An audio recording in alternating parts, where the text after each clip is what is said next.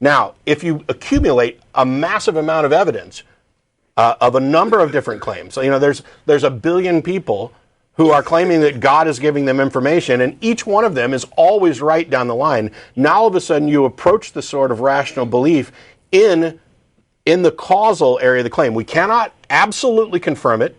We can never absolutely disprove it.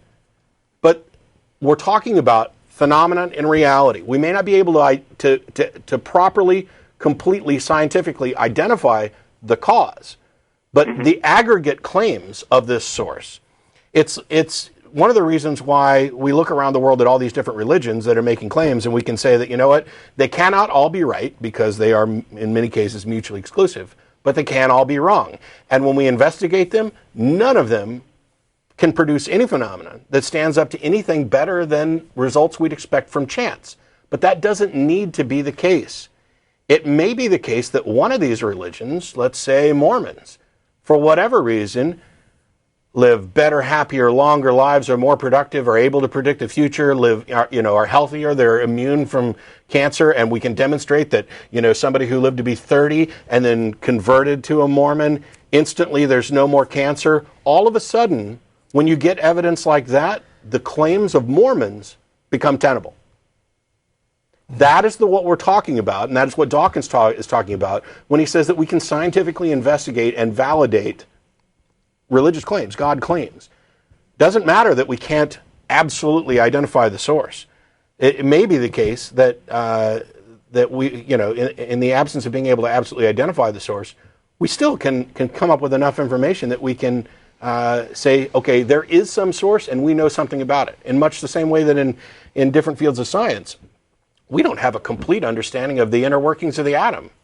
And we may never. We may continually find smaller and smaller things, but we know it's real and we know how it works, and it can thereby make testable predictions. And it bears remembering also that the entire intelligent design creationism movement, which is very much a Christian movement, very much a religious movement, as much as they like to deny it, because they think it will get them mileage in court cases that way. This is all about a bunch of theists attempting to refute evolution by making what they claim are scientifically supportable claims for intelligent design of life on Earth. In other words, it was not an evolutionary process. It was not an unguided process. There was a mind behind it and a plan behind it and an agenda behind it doing these things with deliberation. And so you have people who are very devout theists who are making these kinds of claims. And in a sense, Dawkins is really not saying anything that should be terribly controversial when you realize that, yes, the theists do this all the time. They do make these kinds of God claims. They say that they are scientific. As creationism itself has evolved, it went from biblical creationism, and then that ended up getting into trouble with the law, with the courts saying, no, it's constitutional problems. And so they tried to change the name. And one of the names in the many stages of creationism's development over the years has been scientific creationism. So these are Christians coming right out and saying, yes, our religious beliefs, our God is something that can be investigated scientifically. So, so Christians have been out there making this, a remark long before Dawkins did about how God should be testable. Because they're even, they're still trying to fight in the courts right now with intelligent design, saying, yes, here, it's provable, it's testable. It's intelligent design, and this is our God. So let me ask you this, since you seem to be in one of the weirdest positions that I can possibly imagine. You self-identify as a theist, and you call in thinking, trying to argue that Dawkins' statement's wrong. And I would agree that Dawkins' statement would have been wrong if he would have said, we can positively identify a supernatural source or positively disprove a supernatural source, but that's not what he said or what we've said or what anybody that I'm aware of has said. But you're in this position where you claim to believe something that you simultaneously claim cannot be testable. It cannot be tested. What possible reason could you have for believing a claim that you don't think can manifest in reality in any way that is identifiable? And how, by the way, did you come by this information in the first place? I didn't really understand the question. Okay. If there is a God, which you believe that there's a God that is supernatural, correct? Yes. Okay. How did you come by that information, and what reason do you have for believing it? I don't really know how I came by it. I think it's kind of a comforting belief for me.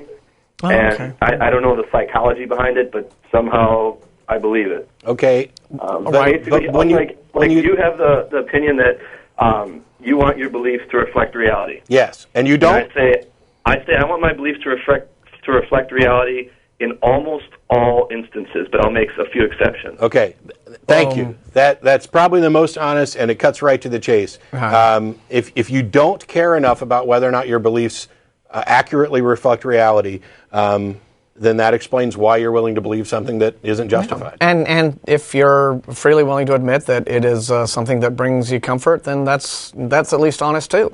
You know, but I can explain. Why I don't think like that, and why I would prefer that nobody did. But it's your brain, and you can pollute it with whatever nonsense makes you feel good.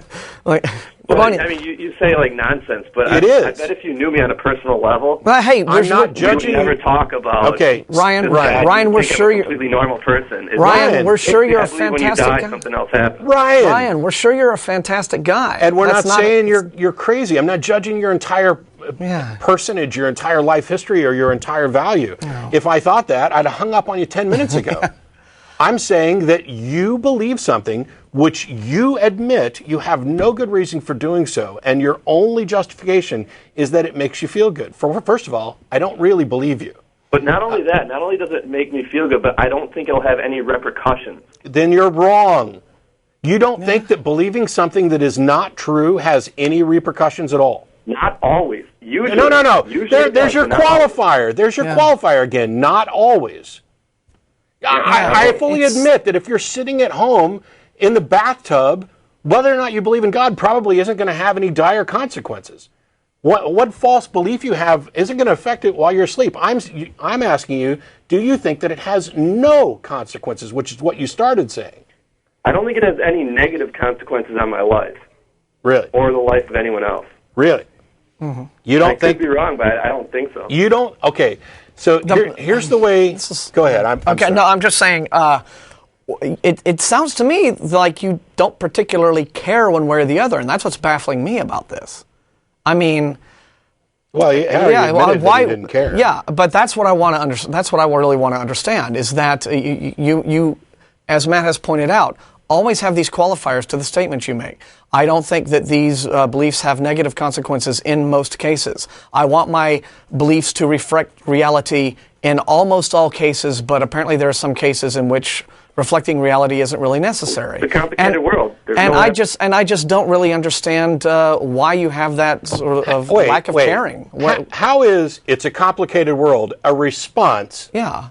To what Martin was just saying. What does that have to... Of course, it's a complicated world, but that seems to me that you would want to have more understanding of reality and not less. Well, basically, I have a complete understanding of reality. Well, really? Well, then a couple things, I think that might be part of the problem there. You want to know what... I believe that you don't. You want to know what one of the negative effects of admittedly believing something for which you have no justification is that every belief becomes a part of your thinking processes, and it allows you to make statements like, I have a complete understanding of reality.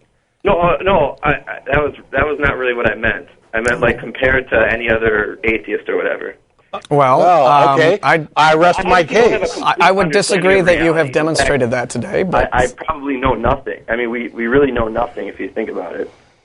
Well, I wouldn't go to that other extreme either. From a standpoint, we know things, but... Yeah, all right, are you going to ever stop speaking in platitudes and get back to the reason? Yeah. See, here is what we are thinking is the sum total of the negative consequences of your not caring whether or not what you believe is actually true, because you are all over the map. You're like your mind seems like it's a big snooker table with balls bouncing all over the place. Oh, it matters, but then sometimes it doesn't really. And I have an understanding of all of these things, but then when you think about it, we really don't know anything. You don't have any focus to your thoughts. It doesn't seem your whole map of the world just bounces around. Ryan, you know anything about writing any computer code software? No, not really. Okay.